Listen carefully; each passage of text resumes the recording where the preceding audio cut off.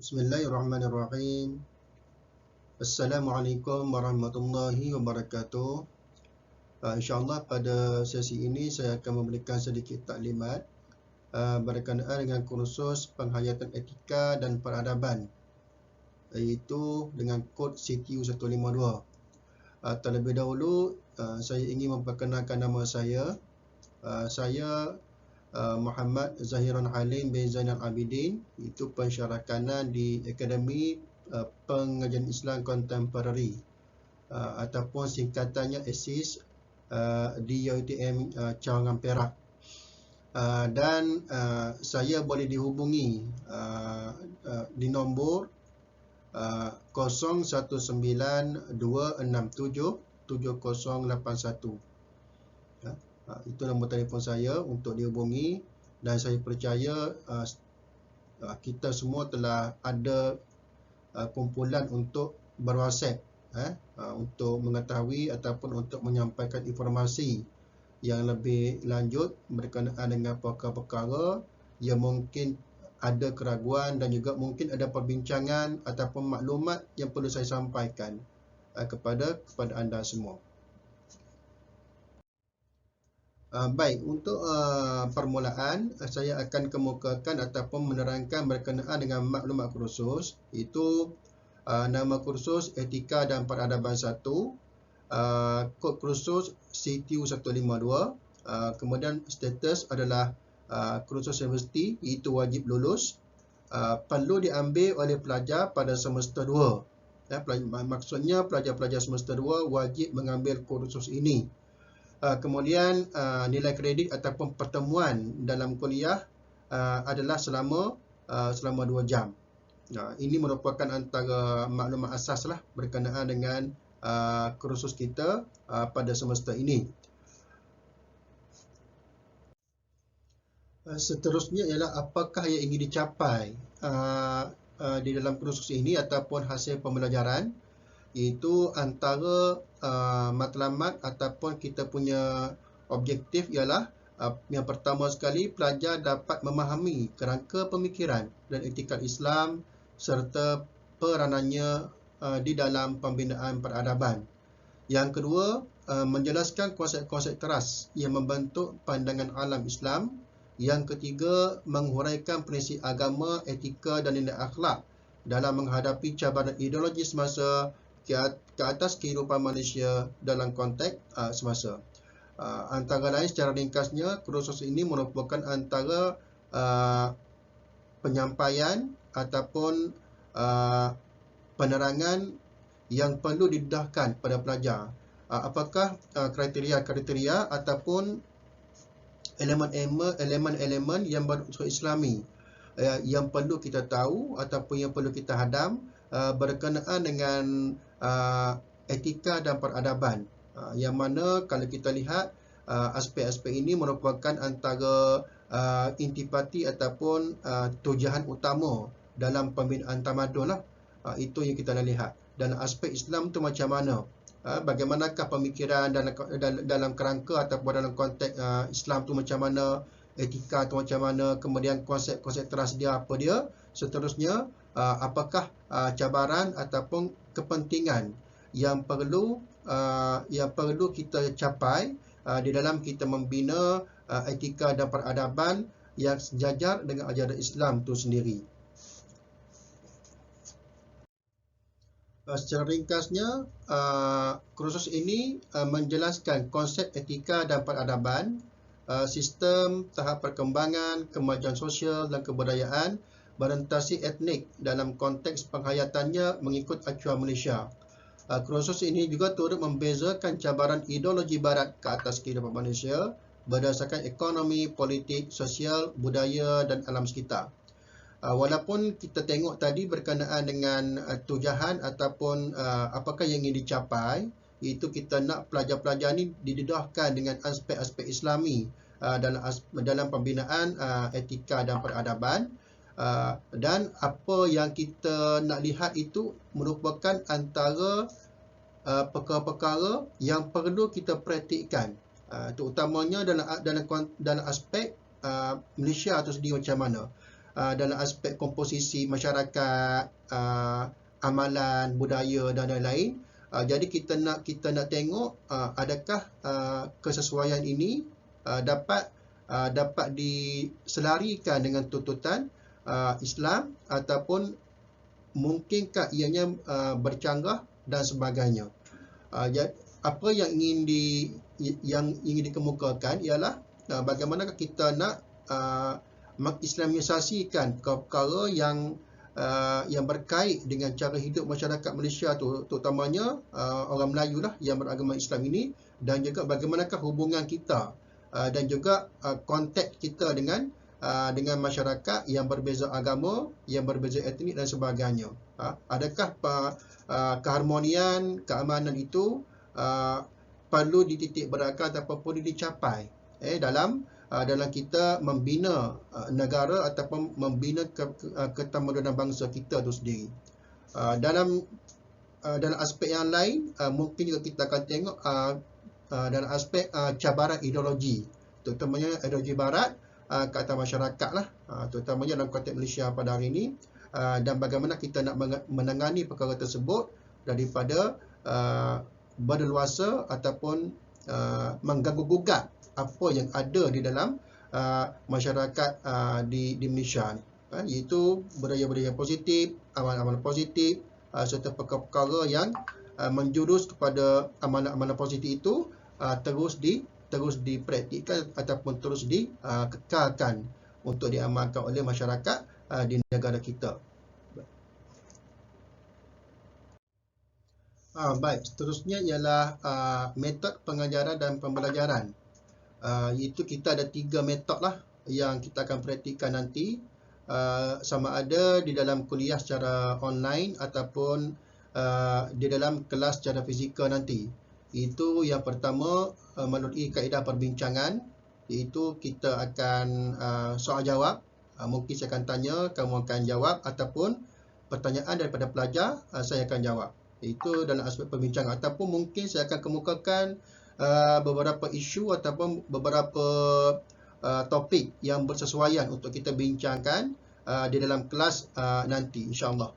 Itu yang pertama. Yang kedua, syarahan. Syarahan ni biasanya saya akan bagi syarahan, penerangan berkenaan dengan topik-topik yang perlu kita belajar pada semester ini. Seterusnya, yang ketiga, pembentangan. Itu pembentangan ini merupakan antara kewajipan yang perlu dibuat secara individu. Itu kita akan adakan mungkin sekitar minggu ke-9 ataupun 10 nanti, sebagaimana yang kita praktikkan sebelum inilah, di dalam subjek-subjek sebelum ini. Itu pembentangan ini perlu dilaksanakan setiap orang lah, iaitu merujuk kepada hasil kertas kerja yang dibuat secara berkumpulan. Itu antara 3 metod lah yang perlu yang kita akan laksanakan, insya-Allah, dalam kita punya PNP ataupun pengajaran dan pembelajaran.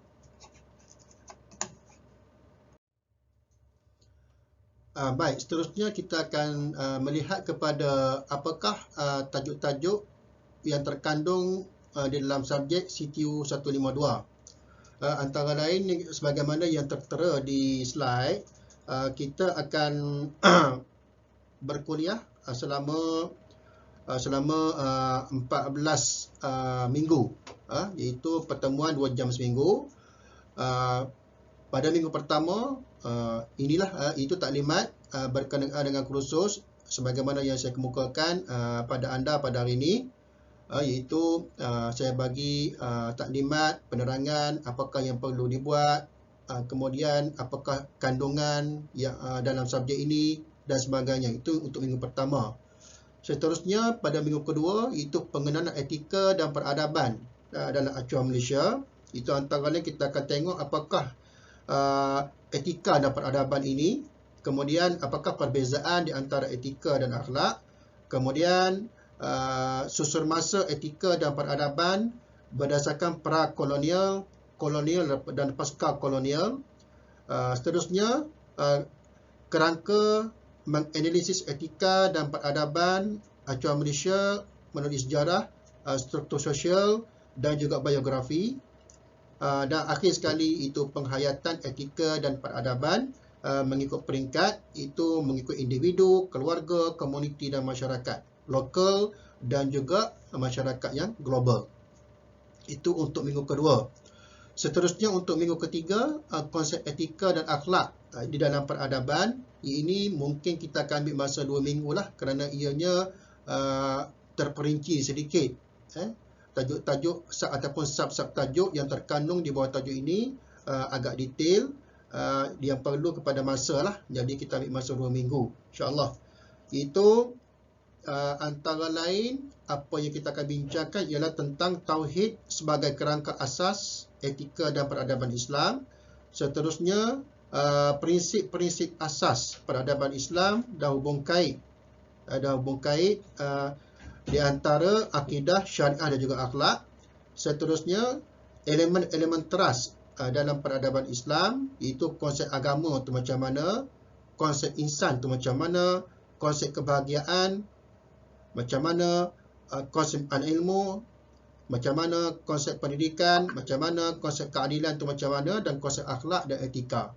Itu tajuk yang terkandung di bawah tajuk yang besar, iaitu konsep etika dan akhlak dalam peradaban Islam.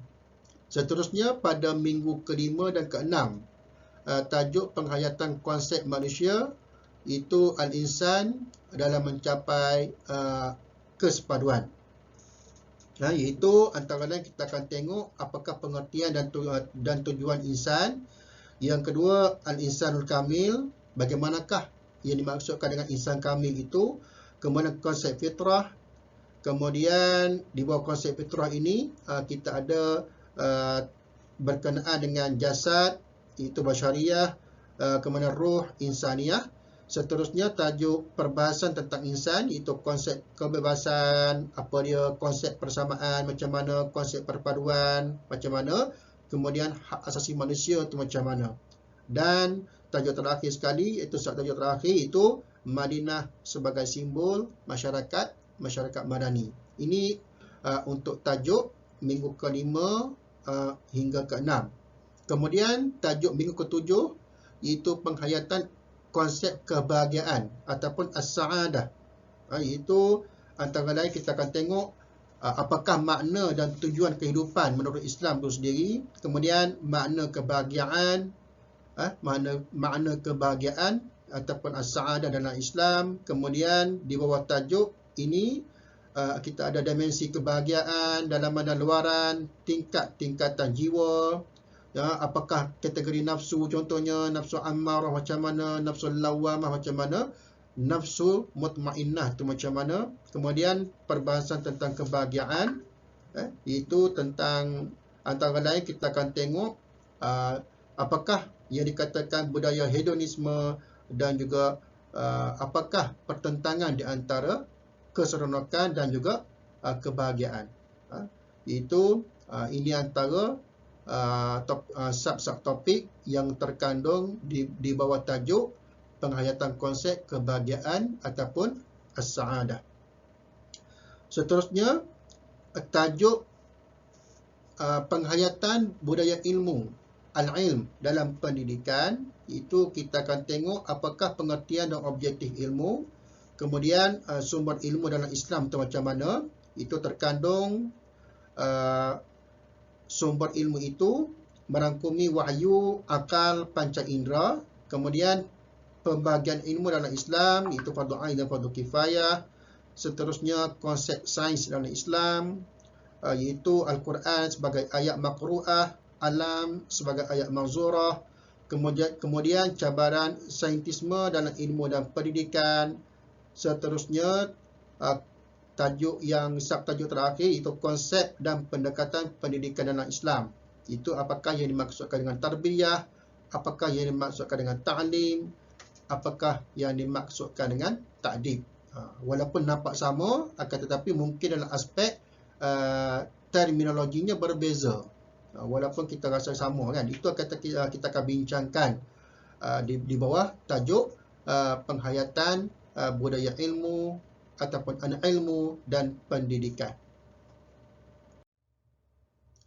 Baik, seterusnya kita akan lihat kepada tajuk penghayatan etika dan akhlak dalam peradaban Islam. Itu kita akan berkuliah pada minggu ke-10 dan juga minggu ke-11. Di bawah tajuk ini antara lain kita akan tengok konsep masyarakat kepelbagaian menurut Islam, sebagaimana firman Allah Ta'ala di dalam Al-Quran dalam surah Al-Hujurat ayat ke-13. Kemudian tajuk lain selak Melaka gelanggang kepelbagaian. Kemudian nilai teras dalam etika dan peradaban Islam, itu merangkumi amanah, adil dan ihsan. Seterusnya penghayatan akhlak, asas kesatuan nasional dan negara bangsa di Malaysia. Di bawah tajuk ini kita akan tengok tentang asas adab dan akhlak. Kemudian perjanjian asali, itu al-mithaq. Kemudian makna agama, ad-din dan akhlak. Seterusnya tajuk terakhir iaitu cabaran dalam membina kesatuan nasional di Malaysia. Di bawah tajuk ini kita akan tengok tentang ekstremisme agama, kemudian pluralisme agama, kemudian dualisme, seterusnya pemikiran wasatiyah dalam membina kesatuan. Seterusnya pada minggu ke-12 tajuk perlembagaan sebagai tapak integrasi etika dan juga peradaban di Malaysia. Di bawah tajuk ini kita akan tengok tentang perkembangan ataupun sejarah definisi dan konsep perlembagaan. Seterusnya apakah kepentingan ataupun keutamaan perlembagaan di Malaysia ini. Itu di bawah tajuk perlembagaan sebagai tiang seri dan tapak integrasi. Kemudian kita akan tengok tentang wasiat Raja-Raja Melayu, iaitu berkenaan dengan perkara 3, perkara 11, perkara 152, perkara 38, kemudian Akta 173 UiTM. Seterusnya tajuk Sumpah Rabbani oleh Yang di-Pertuan Agong. Kemudian tajuk Jadual 11 Negeri dan Persekutuan. Kemudian tajuk Perlembagaan Persekutuan.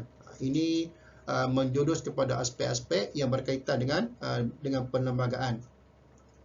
Baik, untuk minggu ke-13, peranan etika dan peradaban mendokong tanggungjawab sosial di Malaysia. Jadi dalam tajuk ini kita akan tengok tentang apakah yang dimaksudkan dengan insan kamil. Itu insan kamil sebagai model akhlak. Yang kedua, tanggungjawab sosial di dalam dan luar negara. Seterusnya, takrifan harian dan autoriti. Kemudian kesukarelawanan, iaitu NGO, manusia dan teknologi digital. Kemudian tajuk ICT, tapak pengukuhan kesatuan nasional. Seterusnya adab dan etika penggunaan ICT menurut perspektif Islam. Itu tajuk pada minggu ke-13. Kemudian tajuk pada minggu terakhir iaitu cabaran globalisasi terhadap kelestarian etika dan peradaban di Malaysia. Antara lain kita akan tengok tentang cabaran sekularisme terhadap kelestarian etika dan peradaban di Malaysia. Seterusnya, subtajuk yang terkandung di bawah tajuk ini ialah tentang liberalisme, kemudian modernisme, kemudian pasca modernisme, kemudian relativisme. Seterusnya, tajuk lain iaitu cabaran globalisasi dan revolusi industri. Dalam tajuk ini kita akan tengok berkenaan dengan defisit sosial, kemudian tadbir urus dan pembangunan, serta tajuk yang terakhir iaitu black economy dan juga isu-isu yang berkaitan dengan rasuah. Ini merupakan tajuk yang kita akan bincangkan di bawah tajuk terakhir, iaitu cabaran globalisasi terhadap kelestarian etika dan juga peradaban di Malaysia. Jadi kalau kita lihat kepada topik-topik yang dikemukakan itu, realitinya memang satu yang pentinglah untuk kita mengetahui dan juga berbincang, ataupun mungkin ada idea-idea tertentu yang mungkin kita boleh kemukakan dalam kita menghadapi senario yang berlaku pada hari inilah berkenaan dengan etika dan peradaban. Seterusnya yang kita nak pupuk ialah berkenaan dengan nilai-nilai Islami yang perlu difahami oleh kita sebagai manusia di atas muka bumi Allah Subhanahu Wa Taala ini. Seterusnya untuk penilaian semesta, itu sebagaimana Pak Wan dahulu, kita akan lakukan 3 tugasan. iaitu tugasan pertama, pelajar perlu menghasilkan kertas kerja bertulis, iaitu assignment lah, kalau kita katakan istilahnya assignment, yang dilaksanakan secara berkumpulan. Nanti saya akan perjelaskanlah bagaimanakah pelaksanaan ataupun kriteria-kriteria yang saya nak kamu buat di dalam penghasilan tugasan ini di dalam kuliah yang seterusnya. Dan sebagaimana biasa dilaksanakan secara berkumpulan, markahnya ialah 30 markah. Sebagaimana semester lepas lah.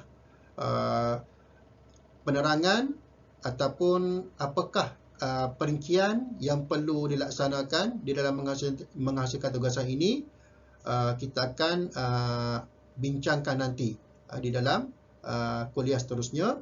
Yang kedua, pembentangan sebagaimana awal tadi, di dalam kita punya metod PMP kita, iaitu ada pembentangan, iaitu pembentangan hasil kertas kerja yang dihasilkan oleh kumpulan lah.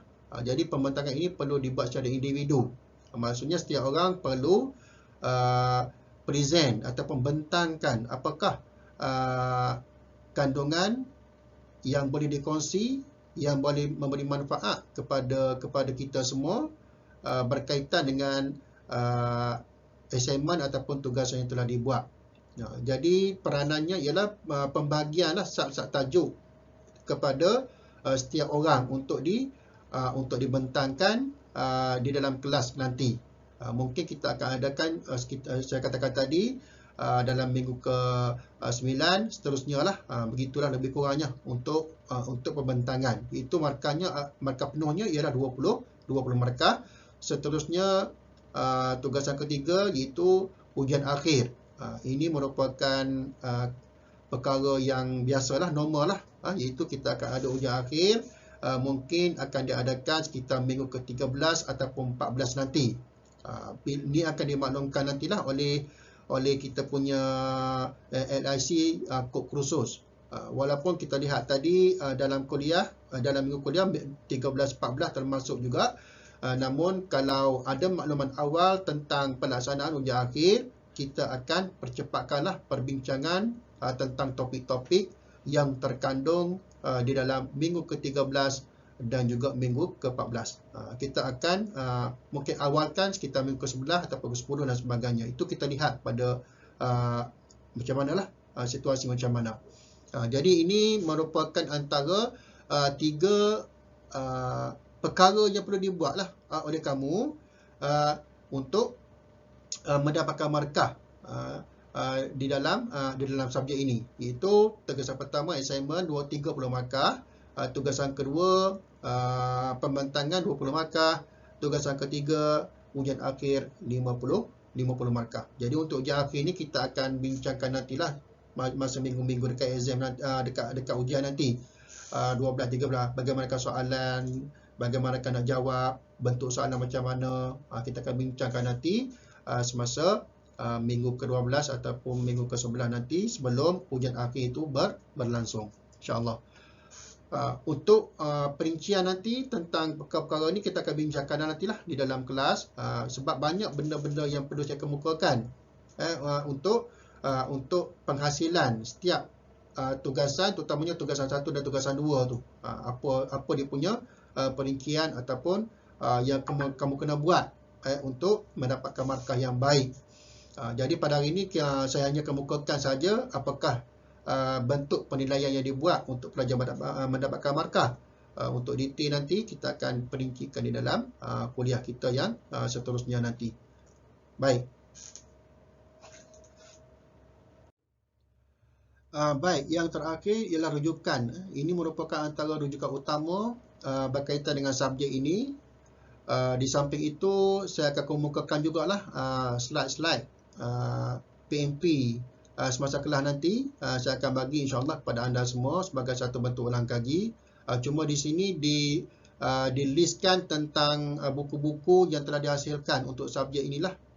Mungkin bersesuaian ataupun bertepatan ataupun sebagai rujukan utama untuk kita lebih memahami ataupun memperincikan tentang topik-topik yang kita belajar dalam subjek ini. Ini antaranya lah. Banyak lagi buku-buku lain, banyak lagi, cuma ini antaranya. Antara rujukan-rujukan yang berkaitan dengan kita punya subjek.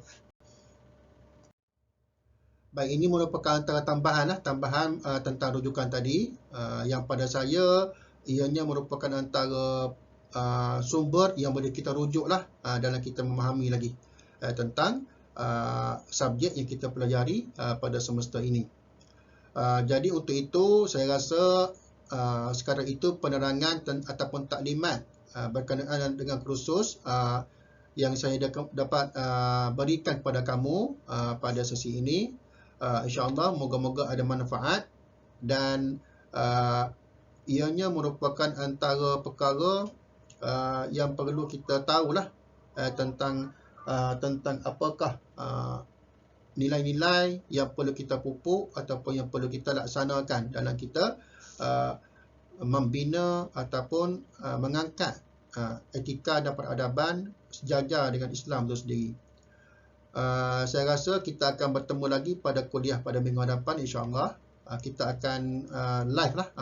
Saya akan bagi link nanti Google Meet untuk kuliah pada minggu hadapan untuk topik yang pertama. Dan saya harap semua dapat menyertai lah dan juga dapat fokus kepada apa yang kita belajar. Walaupun saya rasa pada minggu di bulan Ramadan ini kita beronline selama 3 minggu kan.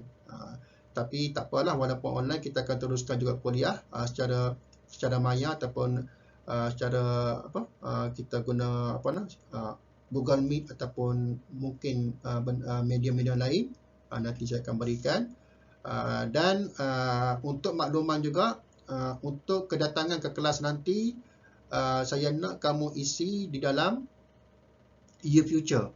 Di dalam year future untuk kedatangan ke kelas setiap sesi.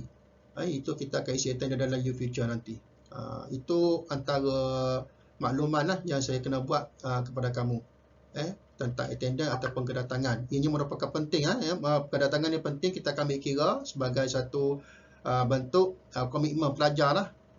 Dan siapa yang tak cukup kehadiran tu, kita akan report kepada pihak HE lah untuk tindakan selanjutnya.